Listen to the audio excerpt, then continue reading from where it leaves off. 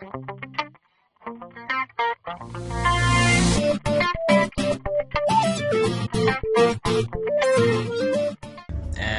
let's create a new layer above this, and make sure you hold your control and you roll over your text icon here of this Photoshop text layer. You see that next to your hand a small dotted box comes, which makes you to select your text here.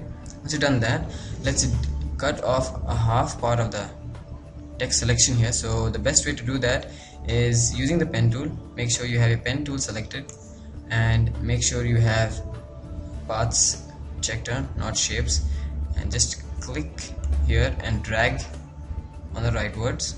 Once you've done that, click here and drag upwards somewhere around on the right. You can see that this is what actually will be saving as a selection and minusing the one we are not going to make the selection. So once you've done that, hold on your Alt key and click once at this point. And now what we do is we come back straight down. It doesn't really need to be perfect, but make sure you're out of this multi selection here and hold on Alt and click in the end. Once you've done that, just right click with your pen tool still selected, just click on make selection and keep the feathers to 0 pixels, and make sure you have subtract from selection selected, so it just subtracts the selection which is already on the document there. Once you press OK, you see that we've cut the bottom part and we have the top part select. Make sure you are in the new layer, and let's add our foreground set to white. So I'm just going to shift in here, and the best way to fill in the foreground color, make sure you always switch to your move tool. The best way to fill in your foreground color is to just use the shortcut key Alt and backspace. That's what I'm going to do, or you could use your pen bucket and fill in. Now I'm going to deselect that by pressing Ctrl D, and let's reduce the opacity of this shine way down somewhere around here. You can see a small nice shine effect we have here. Now let's zoom in here. I'm going to add a neat shine effect at the bottom, which is different than the top. So what I'm going to do is control click again on this layer. Let's call this top shine, and as you did, control click to select the text, make a new layer. Let's say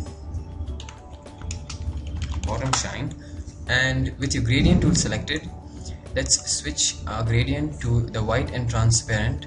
If your white and transparency is actually, let's say it's something like the black and transparency, what you need to do is shift your foreground color to white. So what I'm going to do to shift our default color is just press the D key on your keyboard, which switches to your default colors, or you could just click on this icon here, right here, and you just press the X key here on your keyboard to switch in the white and the black to a foreground and background color. So make sure you have your white set to foreground color, and then you open up your gradient options here and select white to transparency.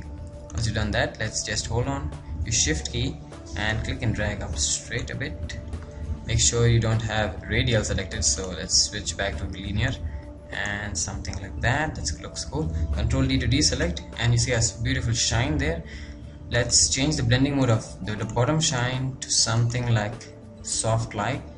You could select overlay, but it will look too bright, so you need to reduce opacity again. Let's switch back to 100% here, and you can see this cool text effect, which is really interesting to use in different types of posters or wherever you really like to use that.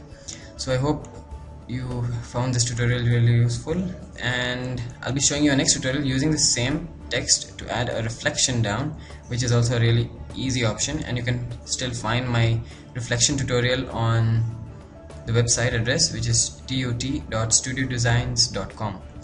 So again, I hope you learned something from this, and thanks for watching.